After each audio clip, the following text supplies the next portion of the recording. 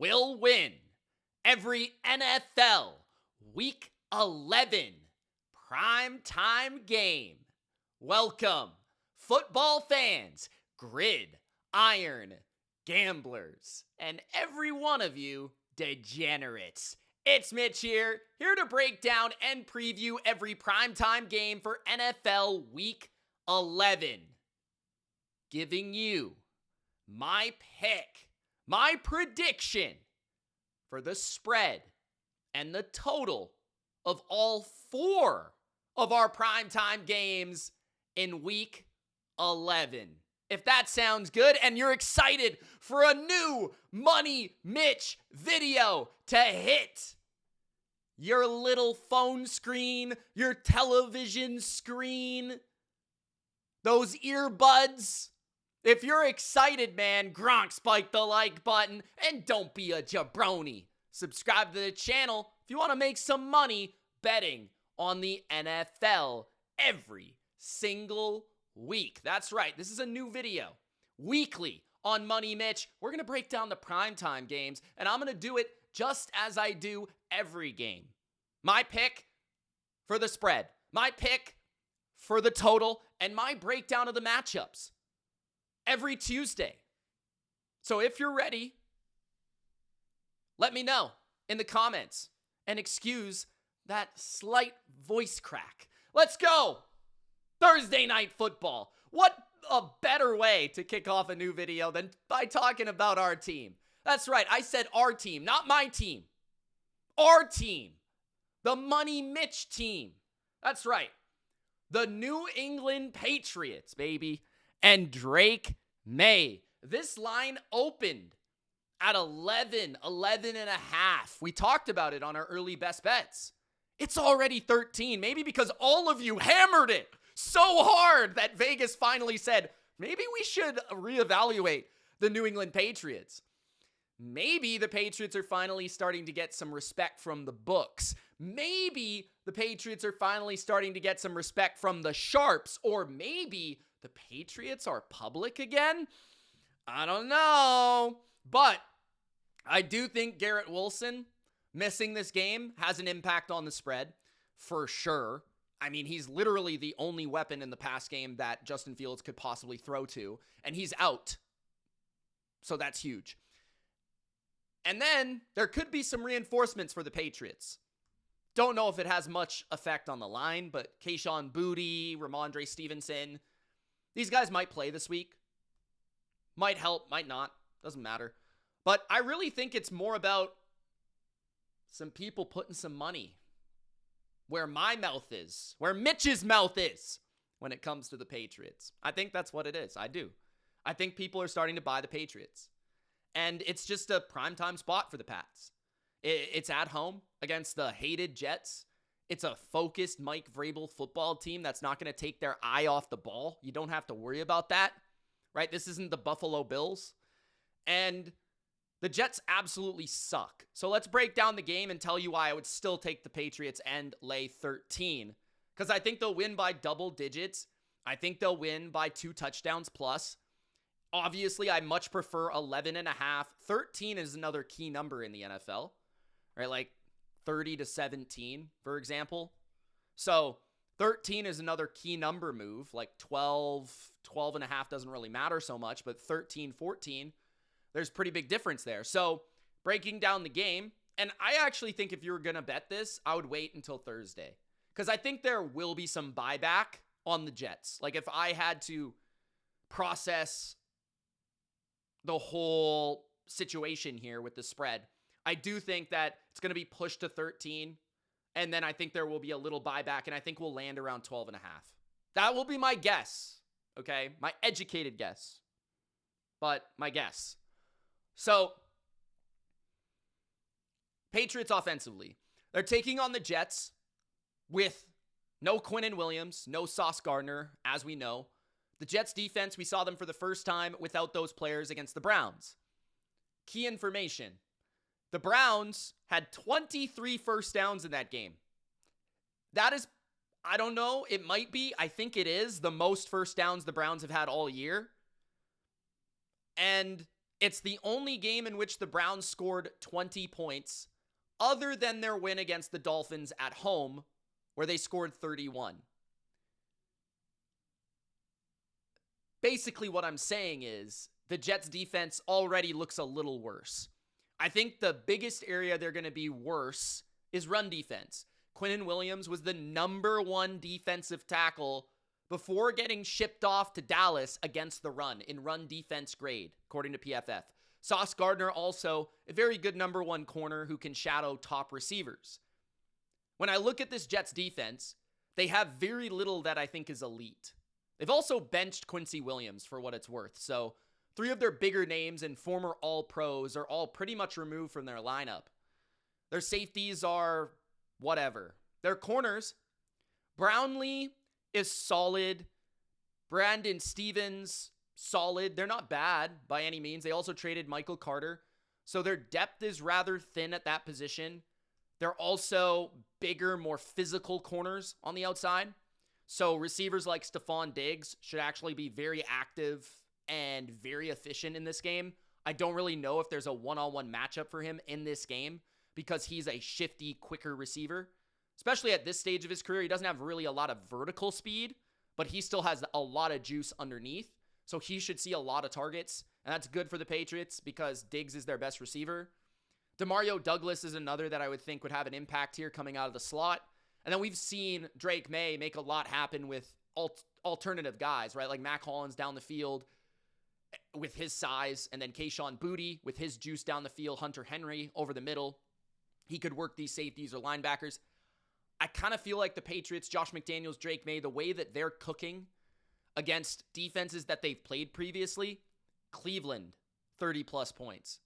Atlanta, cooked them pretty well. Best passing performance of anyone all year, Drake May. And then last week, the Bucs, who are a top 5 defense, 4th in EPA, they put up 30 on them, right? Or 28, whatever it was. But that was on the road. So the Patriots have been playing a lot of good defenses consecutively. They now play a Jets defense, which is mediocre, but we kind of don't know how good it is without Quinnen. We don't know how good it is without Sauce. We would assume it's worse. Aaron Glenn's also very predictable. He plays a lot of man coverage, so I'm sure that a guy like McDaniels will have a game plan for it. And plenty of crossing routes, plenty of option routes, plenty of ways for these guys to get open. And I just don't know how the Jets really slow them down. I mean, Patriots have just been so good on offense lately. Drake May has been spectacular. Plus, if you do play a lot of man, that opens up lanes for him to run, which has been one of the ingredients that really hasn't been there in recent weeks. But I would expect maybe a little bit more against the Jets if it's needed. It might not be needed. Defensively is really where I think there's a ton of separation between these two teams. And I mean the Patriots defense versus the Jets offense. The Jets defense might be able to hang for periods of this game.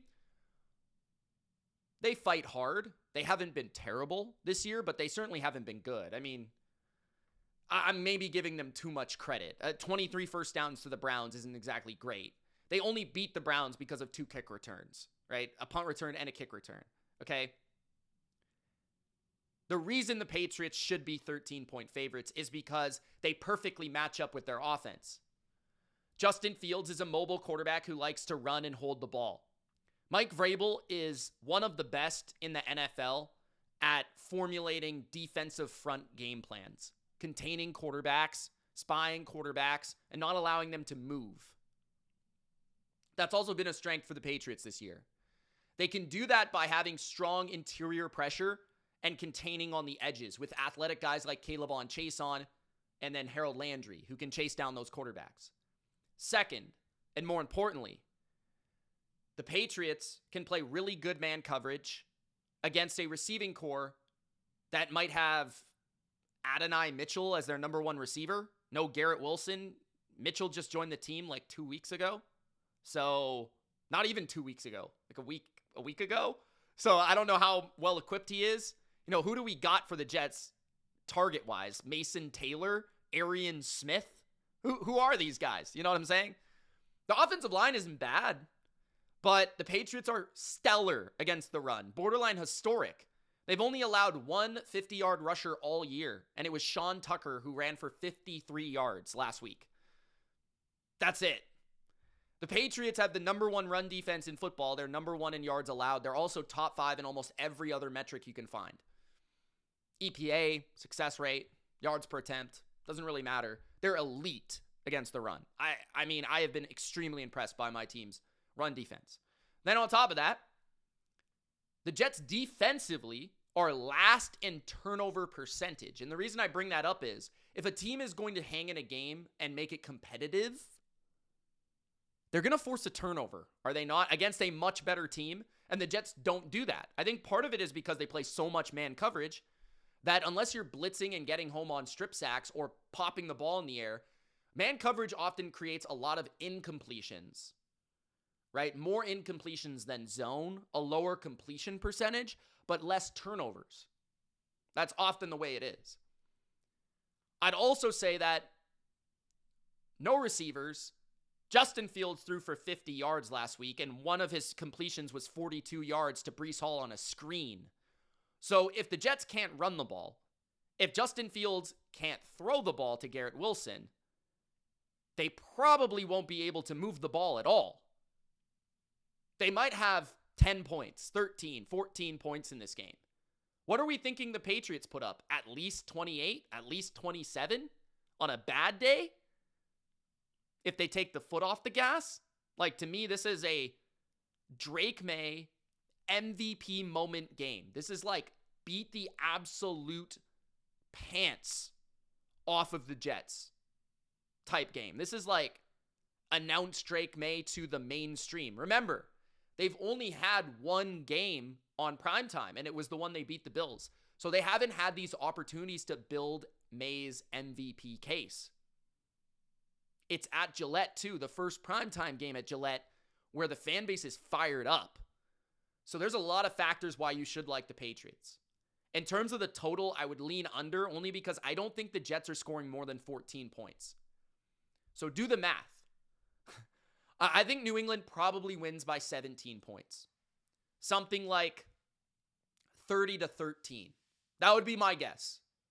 Patriots cover, and we go under 43 if I had to play the total. The only thing that would scare me about the total is that the Patriots score 35, 38, 34, and then it kind of ruins it. But I think I would lean Patriots, and I would even think about including the Patriots on alternative spreads. I would play Drake May props, touchdowns, all that stuff. I think that they make another statement here, just in a different way. So on primetime. Next, the Commanders and the Dolphins. This game is in Madrid, Spain, if you don't know where Madrid is. Now, this is interesting from the off-the-field perspective. Madrid can get a little rowdy, and it would be interesting to see a team from Miami go out there and maybe do a little bit too much partying before the game. Washington also has next to nothing to play for, so I'm not sure they would also not be involved in those little parties, but I'm thinking that this game is going to be difficult to judge, but I like the Dolphins, and the reason is I just think they're playing much better football. I think that they know their identity. I think the coach is getting more out of the team, and the team is fighting for that coach. If you guys have noticed, ever since Mike McDaniel really got on the hot seat, the Dolphins have re-engaged. The Dolphins have smartened up. Since the team, lost Tyreek Hill, he left celebrating on the cart. The Dolphins have had a much different morale. And I love how their defense played against Buffalo. They were flying around. They played fast and physical. I think the DC has done a great job lately. Rasul Douglas could be back for this game. He missed last game. He's helped them at the corner position, but they have young guys that are playing well at that spot. Jordan Brooks is an underrated linebacker. They still have Bradley Chubb and Zach Sealer up front. Still got some talented guys. Minka Fitzpatrick is playing really well. They're causing turnovers. And when you think about it, they just played a Bills team who doesn't have great receivers and wants to run the ball and has a mobile quarterback and has a very good offensive line. When you're thinking about Washington What do they want to do? Run the ball. What do they have at quarterback? A mobile quarterback. What do they have at receiver? Nothing. They're basically a worse version of the Bills in all ways, shapes, and forms. They might have a slightly more creative coordinator when it comes to Cliff Kingsbury. But if the Dolphins slow down the run like they did against the Bills, if they do jump out to a lead like they did against the Bills, because the Commanders' defense is absolutely pathetic. They have no pass rush. Their interior defensive line's punching people in the face. They play way too much man coverage. They're going to get toasted by Jalen Waddle. And Devon Achane's on a mission right now. This guy is ripping people up. So Commanders can't stop the run. They can't stop the pass. I don't know what they do well on defense. They're slow. They're old. And they're slow on both sides of the ball. They have no verticality on offense. They're slow on offense. They have no Terry McLaurin in this game. Debo's stuck in quicksand. Bill is even kind of slow out of the backfield. They have no speed. Zach Ertz is slow. The Dolphins are fast. That's the one thing they are. And, I mean, Tua, Mariota, it's not a huge discrepancy at quarterback. The Dolphins have been better recently, a lot better. You know, Miami, the way they've played, I thought they outplayed Baltimore in the first half of that Thursday night game. They just beat down the Bills. And they even, I think the game before Baltimore, they beat Atlanta, right? If I'm not mistaken, that was relatively recently. So they've been trending up. Commanders got absolutely smoked by the Seahawks. That game wasn't even competitive. They got destroyed by Detroit. Like, sure, you might want to fade Miami off a big win over Buffalo, getting too emotional, winning their Super Bowl. But I don't see it. I think Miami right now is playing better. I think that they're playing for their coach, and I think they win this game. Under a field goal, I would take Miami. In large part because I think Jalen Waddle and Devon Achane are just two really good weapons that I think will overwhelm Washington's terribly slow defense. Sunday Night Football, one of the games of the week, if not the game of the week. Philadelphia coming off a Monday night game against the Packers in which they won 10-7. The Eagles are laying 2.5 at home against the Lions. The total is 46.5. I also did not mention the total in the last game. Probably should have. 47.5, I would lean over. But I like the Dolphins, I think, more than I like the over there. 46.5, I like the under probably the most out of anything in this game.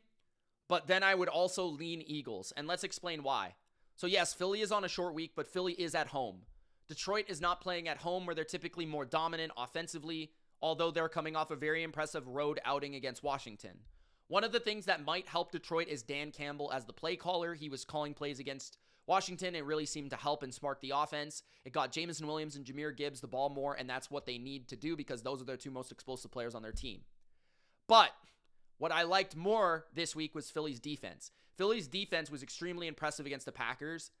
Their defensive line looks a lot closer to last year thanks to Jalen Phillips and Nolan Smith. So you got Nolan Smith and Jalen Phillips on the edges. That's a lot like Nolan Smith and Josh Sweat last year. Jalen Carter, he's healthy. He's a dominant force. You've got Davis, you've got Ajomo, you've got Hunt, a good rotation, Uche up front. So they've got plenty of players to work with up front now. And it feels a lot closer to the D-line last year. Their linebackers, healthy, Campbell, Bond. Their corners, they really only have one weakness, Adoree Jackson, and that's about it. But the way I think the Eagles' defense matches up with Detroit, Jalen Carter being first and foremost. Detroit's weakness on the O-line is the interior. I don't think they're going to be able to push around Detroit. I don't think Detroit's going to be able to push around Philly in the run game. And that's going to be really what decides this game. If Detroit can run the ball, specifically to the edges, that might be where they have a chance. Getting Gibbs outside, stretching the ball out, outside zone, stuff like that. That might be their best hope. That might be their best chance. But to me, I don't think they're going to be able to just run at Jordan Davis, and run at Jalen Carter. The interior O-line in Detroit has an injury or two and is just not very good. And I also think that could be had on passing downs. I thought that Ajomo and Carter specifically looked fantastic against the Packers O-line in that game in moments against Jordan Love.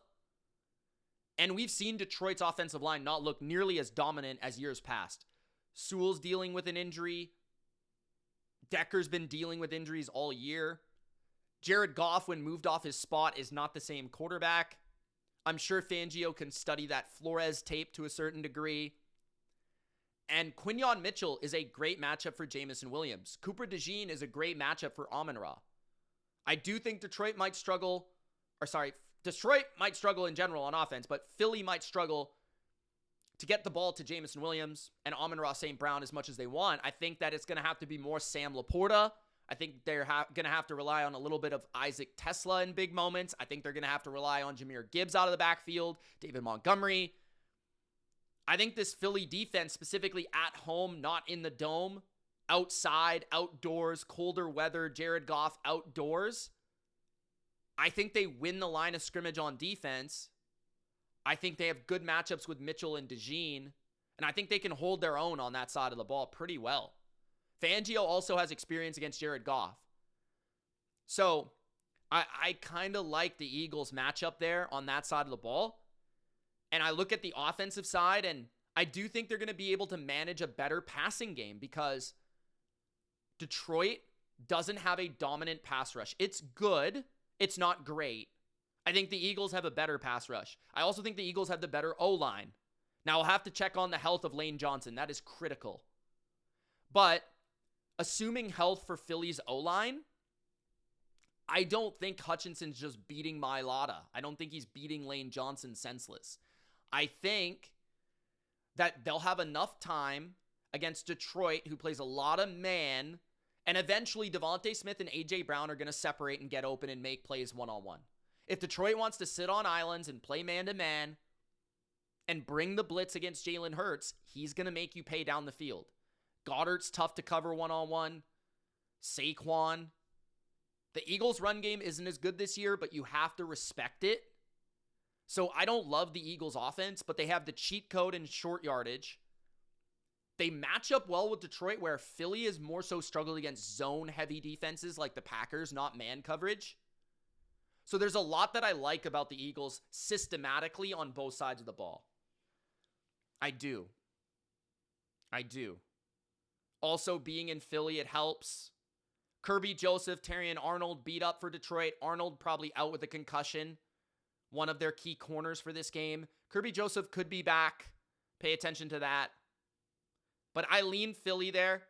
Not even lean. I like Philly to a certain degree. And then I like the under because everything I broke down. Philly's offense is inconsistent, but I do think they'll make some big explosives against Detroit. And on the other side, I think Philly's defense is back at home. And I think Detroit's offense is kind of overrated when they're playing better defenses. Tampa held them in check. Green Bay held them in check. Even Vikings did pretty well. I feel like Detroit, good offense, but not as good as last year. Still have my questions there. So I would go with Philly, and I would go with the under for Sunday Night Football. Monday Night Football. I like Dallas -3 on the road at the Raiders. Total is 50.5. I'm going to go with the under 50.5. Not really a best bet, but I just don't know about the Raiders' offense, to be honest. I think I like the Cowboys. Dallas had a bye, 14 days. Raiders had 10 days. They played on Thursday night. They couldn't move the ball at all against the Broncos. I wouldn't blame you for taking the over, given the history of Dallas and Vegas this year. This game could be Raiders-Jacksonville again in a dome environment. So I wouldn't blame you, but I'm buying into Dallas's new defense. They have Quinnen Williams coming to town, Logan Wilson at linebacker, Overshown should return for this game, as well as both their starting safeties, Malik Hooker and Donovan Wilson. They also could activate their rookie third rounder, Revel, who could play corner for them in this game. I really liked him coming out of the draft. And the biggest reason I like Dallas is their defensive line is about to be really nice. They have Odigizua and Quinnen Williams on the inside, Kenny Clark as well, which gives them 3 defensive tackles that can disrupt up the middle in the pass game and disrupt the run game. Ezraku looks really good as a rookie on the edge, and Clowney looked really good last week. They also have guys like Sam Williams, who I think are playing well this year. So I think they have a good, and Dante Fowler, they have a good rotation of a defensive line. Vegas's offensive line is really beat up. The left tackle, Colton Miller, since he's been down, this might be the worst O-line in football, and they can't block anybody. And I think with Quinnen Williams, Dallas's defense against the run might be really strong.